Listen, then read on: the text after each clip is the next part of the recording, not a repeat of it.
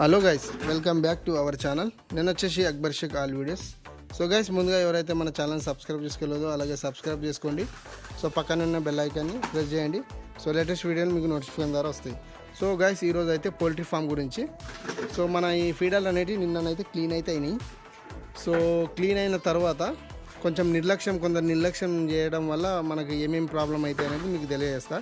ఎందుకంటే మనం నిర్లక్ష్యం చేసినాం అనుకో, ఈ క్లీన్ చేసి ఇలాగానే పెట్టినాం అనుకో, సో మనకు ఎలుకలతోనే డ్యామేజ్ బాగా అవుతాయి.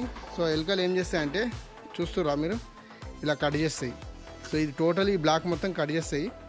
సో అందుకని మనం ఏం చేయాలంటే, సో నిన్నైతే వాష్ అయిపోయినాయి కదా, క్లీన్ అయిన తర్వాత నెక్స్ట్ డే మనం ఏం చేయాలంటే వన్ సైడ్ ఎటైతే మనం బ్రూడింగ్ ఉంటుందో బ్రూడింగ్ ఏరియాలో అయితే మనం పెట్టలేము.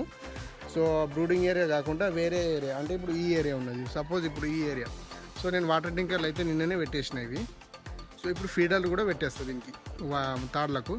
సో ఇలా మనం పెట్టి ఎన్ని డేస్ ఉన్నా కానీ మనకి ఏం కాదు, సేఫ్గా ఉంటాయి. సో ఎలుకల నుంచి అనేది మనకు ప్రాబ్లం ఉండదు.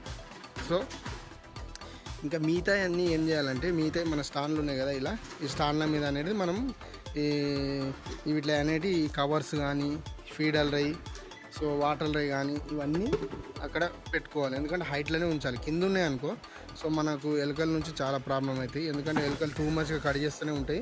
అలా మనకు బ్యాచ్కి మనకు ఒక 10-20 ఫీడర్లు అయినా ఖరాబ్ అయినా కానీ మనం మళ్ళీ మా ఫీడర్లకైనా మనకు అమౌంట్ పెట్టాలన్నా కానీ మా బడ్జెట్ అనేది ఎక్కువ అయితేనే ఉంటుంది. సో అందుకనే మనం సేఫ్గా ఉంచుకోవాలని నేను ఒక చిన్న మెసేజ్ అనేది మీకు షేర్ చేస్తున్నాను. ఎందుకంటే ఇలా చేస్తే మనకు ఫీడర్లు అనేది సేఫ్గా ఉంటాయి, మనకు ఎలాంటి ప్రాబ్లమ్స్ అనేటివి ఉండవు. సో అందుకని నేనైతే ఇలా ప్రతి బ్యాచ్ తర్వాత ఇలా క్లీన్ చేసి సో నేను అలా పెట్టేస్తాను. సో అందువల్ల మన ఫీడర్లు అనేది ఎక్కువ డ్యామేజ్ అనేవి ఉంటాయి.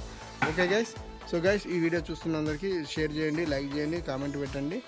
అలాగే వాచ్ చేస్తున్న అందరికీ థ్యాంక్ యూ సో మచ్.